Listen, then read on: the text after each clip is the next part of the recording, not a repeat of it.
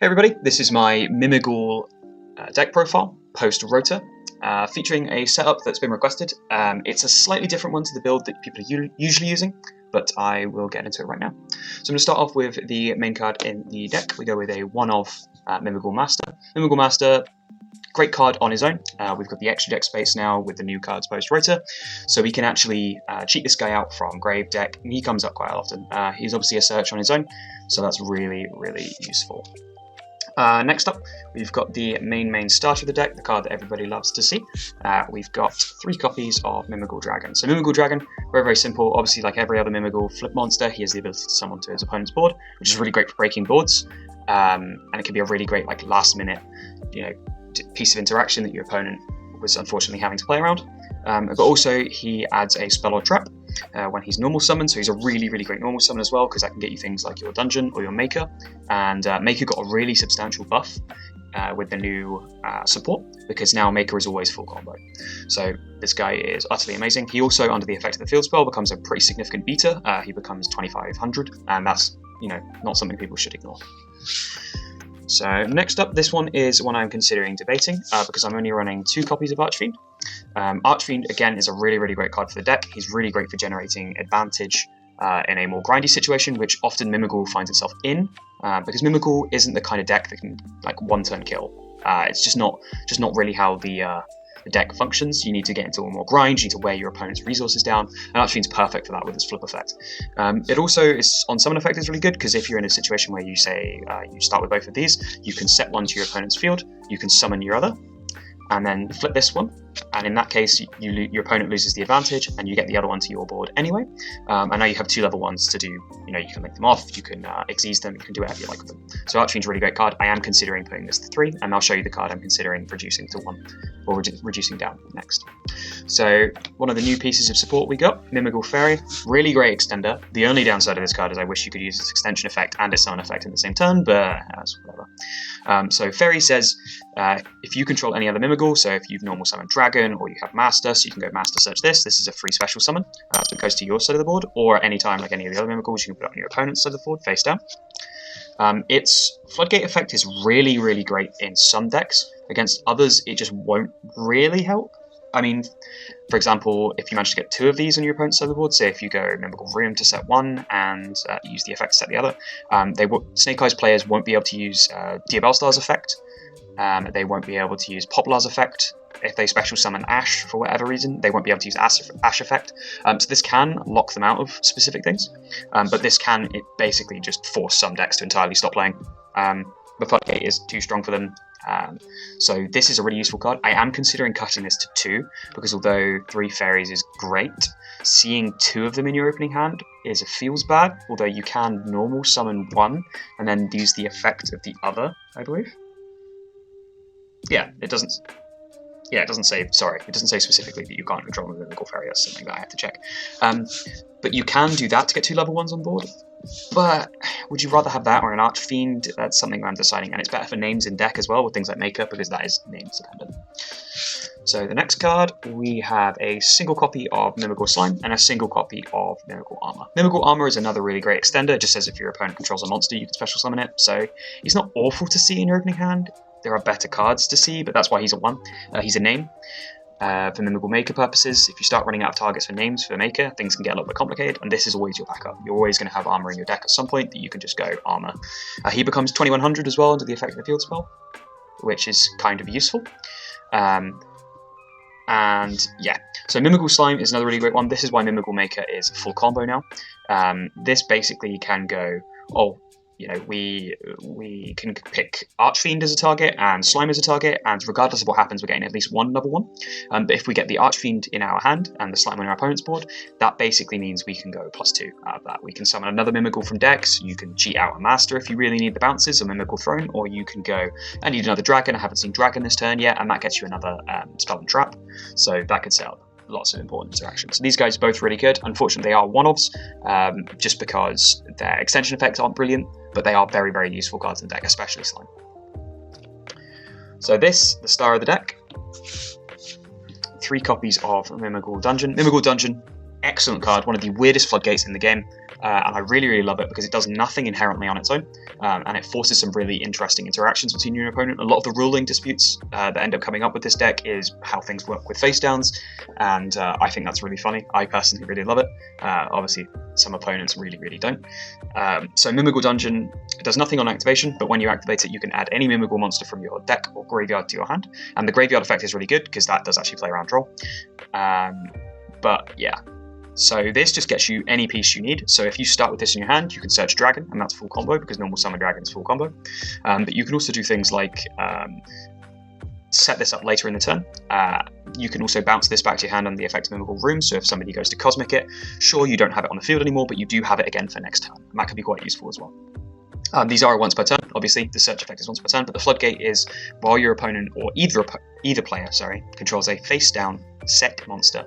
They cannot normal summon, and they cannot attack with monsters that were special summoned this turn. So that means they can set to their own board if they want to, for whatever reason. They can tribute set to their own board, so they can tribute your own Mimighouls off the field, but they do have to replace it with their own face-down, which is just going to put your Mimighouls in your grave, which means that next turn you can just add them from your grave to your hand again by the effect of Dungeon. So this is a really, really strong card. Next up, we have 3 copies of Maker. Maker was a card that before the ROTA support was very disappointing. It had the potential to be good, but that's it. It had a 50-50 shot of being good. Now it has some definite better targets that are always going to get you things you want. So for example, the main ones that people tend to go for is 1 copy of Archfiend as a target and 1 copy of Slime as a target, and that means you're always going to get at least the Archfiend. You're always going to get at least the Slime, but on the best case scenario, you actually get the Archfiend, the Slime, and you also get another monster from your deck. So it just gets you to cheat out anything out. It also does have a graveyard effect, which is really useful, and it does come up where when your opponent special summons, where bear in mind, if they're playing under the field spell, they can't normal summon. So when they special summon, you can flip up one of your Mimighouls, which means that you can flip up a fairy to floodgate them, you can flip up an Archfiend to give you advantage, you can flip up a dragon to just board wipe them. There's things you can do here, and there's some really interesting stuff with it. To explain the main effect a little bit better, you reveal 2 different flip effect names in your deck. You then randomly determine, so flip a coin, roll a dice, odds, evens, which one of them to summon to your opponent's board. So that one goes face down, and then the other one returns to your hand. And at that point, at the end of the effect, you can then special summon any Mimighoul, so not necessarily the one you put back to your hand, to your board. So this is good for if you want to cheat out, say, Master, say you got unlucky and you drew Mimighoul Maker and a Master for turn, for your first opening hand, you can cheat out your Master, and it means that you've saved your normal summon, say, if you want to use Master's effect to add a Dragon, and then you can add the field spell and go from there. So that it gives it more versatility, and this is a very versatile card. I really, really like it. Next up, I run 3 copies of Mimighoul Room. I think Mimighoul Room is great. This card, weirdly enough, is basically a better Book of Moon. I think it's really great. It doesn't target, and also it's a starter. So in the really weird situation where I haven't drawn any of my Mimighoul engine, I've just got 1 copy of Mimighoul Room. It is technically a starter and a Book of Moon. The only part is that people want to cut this card because it's a trap. Traps, obviously, in this format, or any modern format, they're a little bit slower. There are ways to remedy this, but generally, Mimighoul is a slow deck as it is. Mimighoul Room is a perfect card in Mimighoul, it's just that Mimighoul itself is a slow deck. So people try to work around this. I've decided to fully embrace this. Mimighoul Room says you can summon a Mimighoul from hand or deck to either your field or your opponent's field, so this can get you Dragon from deck, which is obviously a starter. But it can also be used to, under the effect of Mimighoul Dungeon, to basically just stop your opponent from being able to play. They can normal summon if they've got nothing on their board. Say they flipped up an Archfiend, and now they're down 1 in card advantage. They normal summon, you just chain Mimighoul Room. If they've got no on-summon effect for some reason, you can Book of Moon their normal summon. You can summon another one to their board, and now they have 2 monsters on their board that they cannot flip up this turn. Unless they do it by effect, I suppose. And that basically prevents them from attacking, it prevents them from, killing you that turn, essentially. And then this can sit in your grave, and you can banish it, and then bounce things back to your hand, so you can reuse it to dodge things like Droplet, because Droplet will come up with this deck. People will try to tribute your own Mimighouls off of their board, which is unfortunate. That's how it works. So that is the entire Mimighoul engine. I then want to show off the more interesting part of this deck. So in this deck, I have decided to run a very, very minimal Labrynth engine. So Labrynth is obviously very good with traps.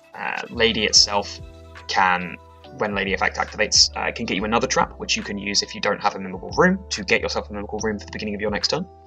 But this was kind of inspired by the Josh Schmidt build of Labrynth, where he decided to basically cut back on the Labrynth engine as much as possible, because things like Ariana and Ariane are just imperm magnets. They just eat imperm like it's nobody's business. You know, if there's going to be an Ash, they're going to Ash you there, and that can be quite frustrating.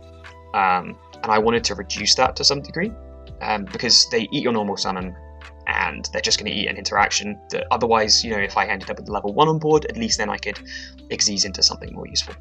Obviously, this is also a normal trap, so you've got things like Lady interaction to summon another Lady, which is a weird one, but you run 2 mainly so that you are very unlikely to draw your only copy, and it kind of reduces the advantage for Big Welcome. But 2 Ladies, quite often you'll end up playing just Lady control with this deck if people cut you out of your Mimighoul engine completely, and this can be very oppressive on its own. So next card, like obviously the reveal now is that I'm playing a more trap heavy variant of the deck, to end up as a more of a control strategy, embracing the floodgate that is Mimighoul Dungeon. So very standard, we've got 3 copies of Trap Trick. Trap Trick gets you what you want. I don't think that needs too much of an explainer other than you need to make sure you sequence things correctly with Trap Trick, because things can get messy if you Trap Trick too early. I then have the other style of the deck, and this is the one where I think if you're playing Labrynth, you kind of have to. I'm running 3 copies of Simultaneous Equation Cannons. This card is mental. This card confuses the absolute hell out of the game state every time it flips up, because your opponent will scramble as quickly as possible to A, understand the card, B, make sure that they can't resolve it fully, and C, do everything in their power to try and change the board state. And this can get really chaotic, and if you set yourself up well and you get a little bit lucky, and it's also matchup dependent, this can just be a win con in its own right. This can clear your opponent's entire field and there's nothing they can do about it. This card is stupidly strong, and with Mimighouls, there is a case to be made that they don't use the extra deck too much, so it's possible. So next up, we've got 2 obs. These are just basically so you can search them with Trap Trick. Daruma. Daruma is amazing in this deck. When you have a floodgate that says if your opponent has face down monsters, they can't do X and Y, Daruma says they can't do anything. This is also destroys links. It's really good for outing towers. This is like the start. This is like an amazing card. I love this card. An interesting thing you can do is obviously your Mimighoul monsters face down on your board is really bad news for you. So you can go Chainlink 1 Daruma, and then do Chainlink 2 Mimighoul Room Effect in Graveyard to banish it, to bounce your level 1 Mimighouls back to your hand, and that way they don't get flipped face down with Daruma, and you don't have to worry about their negative flip effects on your turn. So that could be really, really useful as well. Plus also bouncing, like say, a dragon and an archfiend back to your turn gives you the potential to do things like board breaking next turn, or getting yourself more advantage as well. Another card that's really, really great that often pops up in regular Labrynth decks is 2 of Terrors of the Overroot. Labrynth uses as a form of removal for Lovely, which I'm not actually running. I did run an older versions deck with Lovely, and I'll consider it, add it back in, but at the minute I just need the deck room. So Terrors of the Overroot, really, really great as just a regular removal trap. Target one in their graveyard, target one in their field, and then send the other to the grave, set the one you targeted in grave.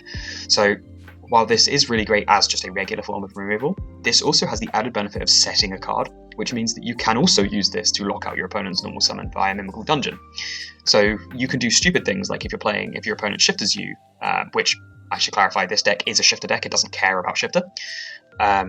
You can send, say, a field spell or their normal summon and just set the shifter to the field, and now they are like, what are they supposed to do from that? You know, they've shifted you, they've wasted a card in their hand, they've given you a target to put face down on their field, now they can't normal summon, or they can't attack.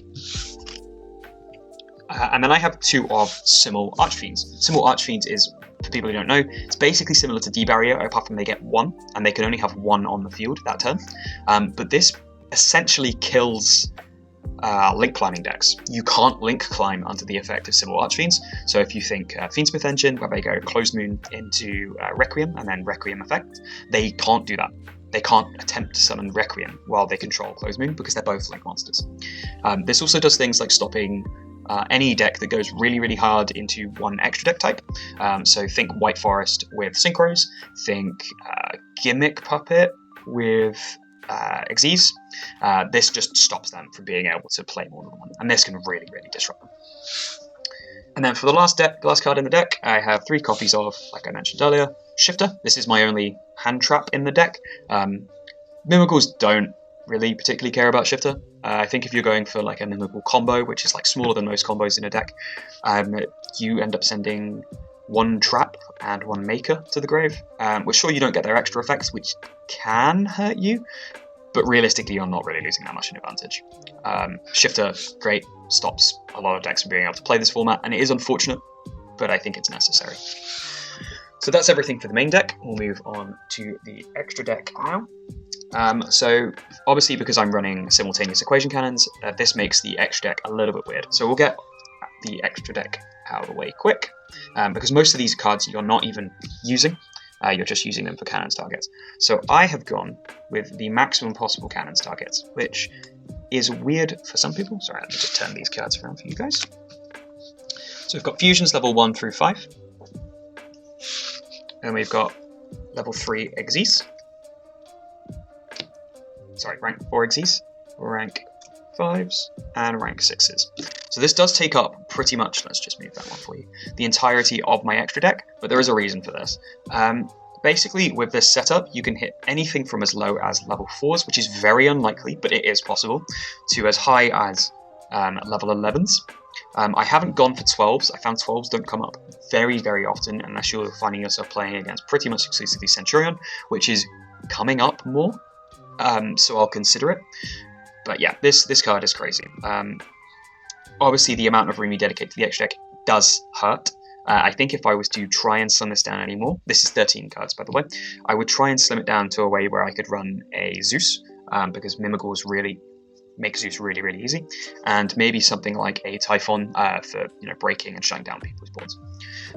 But the most important thing to run out of all of this, like I said, these are all useless. You will never be able to summon any of these. The one that is useful are these two just here, which is the Hugin and the Munin, and this is for a specific setup that can appear in the side deck in certain matchups, so just keep that in mind. Okay, so the other 2 cards, the other 2 slots that I run in this extra deck, very, very obviously, are the one-obs of the 2 Mimighouls Xyz. In a standard pure Mimighoul setup, you would run probably 2 of each. I am choosing to run 1 of each because you theoretically use Room Effect to bounce them back to your extra deck if you need to, but you can also use Dungeon Effect to get them back from your graveyard.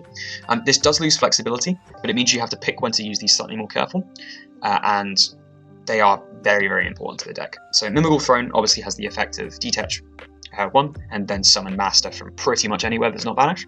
This is crazy. It's also a bounce, so on the off chance you manage to draw Master, which is unfortunate, you can equip this as an equip spell, and then the effect of this gets to bounce, non-target bounce, 2 cards on the field. You can use this to bounce your own Mimighouls from your opponents at the field if you need to attack, with monsters that can't attack directly. Or you can use this to bounce your opponents, things like continuous spells, field spells, things like that. If you need them gone before they resolve, this can be really useful. Giant Mimighoul is one of my favourite cards in the game. I absolutely love this card. I have no idea what draws me to it so much. On summon, it searches any Mimighoul card, so it gets you the exact point of interaction that you need on your turn. And also, it has an effect to detach 1 material, and target cards on the field up to the number of face downs your opponent controls, and then pop those cards. Bear in mind it says cards, not opponent's cards, so you can pop your own cards with this effect, and then burn your opponent for 1,000 for each destroyed. This will win you games in time, like a lot. This is really, really good.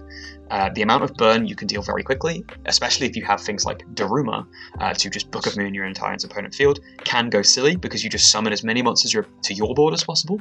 Target, say, 4 if your opponent has 4 booked monsters, and then burn them for 4,000 in 1 turn is silly. Like, really, really silly. Giant's effect also says that all your non-Xyz Mimighouls can attack directly while this card's face up. Crazy. If you consider that Mimighoul Dungeon is making your cards, 2,500, it makes Master, 3k, and then if you equip it with this, it makes it 4k. 4k direct is not something your opponent can ignore. It's 4k direct, cannot be destroyed by card effect, cannot be destroyed by battle. It's crazy. So that's everything for the deck itself. The deck is a 40 card deck. Obviously, with simultaneous equation cannons, a lot of your extra deck is, almost entirely all of your extra deck is devoted to cannons targets. So I understand why that might feel bad for some people, but trust me, once you start figuring out the maths in simultaneous equation cannons, the deck is great. So for my side, I have 3 copies of Arius. Obviously, Arius is summonable off a Big Welcome, but I mainly use him as a pseudo hand trap, because when you start siding more traps into the deck, this can be really important. Shifter hurts so many decks at the minute that having another form of Shifter, or say Daruma to flip your opponent's entire field face down, or some kind of point of interaction is really, really useful. Even if you draw this and say a copy of Mimighoul Room and no other like engine, this could be really, really useful because you can do this at the end of your opponent's main, Book of Moon, a really important monster that they might need for their end board, and then summon Mimighoul Dragon to then act as a starter. That can be really, really useful. Arius is a really weird card, but I personally think he's very useful for the certain things you can pull off in this deck. I also have 3 copies of Retaliating Sea. I think Retaliating Sea is another copy of Shifter this format. I really dislike Shifter, but this deck needs it, unfortunately. This hurts Azamina. This hurts things like Gimmick Puppet. Anything that uses a rank up spell, this really, really hurts. And I think this is really, really important as well, this format. The body itself doesn't particularly matter to you. It's annoying, but you can continue playing under it, and worst comes to worst, you can use Giant Mimighoul's effect to pop it for a free 1000 burn before it's impactful to anything on your end board as well. But this card definitely hurts your opponent more than it hurts you. I then have 2 copies of D-Barrier. This is necessary for things like Tenpai matchups. You need to be able to D-Barrier, and it's also why things like Arius are important, because you can do interesting situations where you can save your D-Barrier until you need it, and it's safe in your hand. I also have 2 copies of DDG. This is essentially Shifter, but for monsters, and this is why I have things like Arius here, because DDG just means that certain decks also still cannot play. Nobody's really complaining about Shifter for the spell and traps it sends to the graveyard, it's always the monsters, and this will do that too. And then I have 3 copies of Ice Dragon's Prison. Ice Dragon's Prison is here as a 3-of specifically, because this deck sometimes can run into issues with decks that don't particularly care about simultaneous equation cannons. Things like link decks, things that run entirely links, so Salamangreat, things like that, will not be affected by simultaneous equation cannons at all. And there's also going to be the odd deck where the maths just cannot work out in your favour. Like I said, Centurion at the minute, although I might think of tweaking that because Centurion is a lot more popular at the minute. This is just a very simple form of removal. It banishes a card, so this can be used to remove important 1-obs. It can do interesting things with that, and it's a very, very important card for interaction. This is unfortunately only 13 cards. The other 2-obs is I've misplaced them at the moment, and they would be 2 copies of either Runic Flashing Fire or Runic Freezing Curses. So the reason why those are so important is because they add the ability to either pop a special summon monster or negate a monster. So think of another copy of Imperm, which we aren't actually running. They are useful for that effect. Obviously you can set them. We're not running Fountain, so we're not too worried about the quick effect from hand, but they are quick effect spells anyway. Oh, sorry, quick spells anyway. But what you can do is if you were to draw, say, a copy of Runic Flashing Fire, you can set it going first, and then wait until your opponent's turn. And if your opponent was to go Lightning Storm and attempt to destroy your board, you can summon the Hugin that is in your extra deck. So where is Hugin? There's Hugin. You can summon your Hugin, protect your board, and then Hugin actually banishes itself as part of that effect, which means that it's waiting in your banish pile for the second effect of simultaneous equation cannons. And that can be really, really useful. Like, on its own, not getting Lightning Stormed is very strong to this deck, just the same as playing in Labrynth. So being able to protect your cards from that can and will win you duels. I side it in because it's not searchable, and obviously not everybody is going to be running board breakers, so it's not necessarily all you have to worry about. But essentially, yeah, that's it for the deck, guys. I really, really enjoy playing this deck. It's definitely one of my most fun decks I've ever played at the moment. Obviously, it running Shifter is a bit bleh, but there's hope that Shifter might be banned, so I don't know how that'll affect this deck, but I might switch over to a more hand trap heavy variant of it if that's the case. If you've got any questions, feel free to ask me in the comments. I can do a little bit more in-depth explainer if people ask me to. But yeah, thank you very much, guys.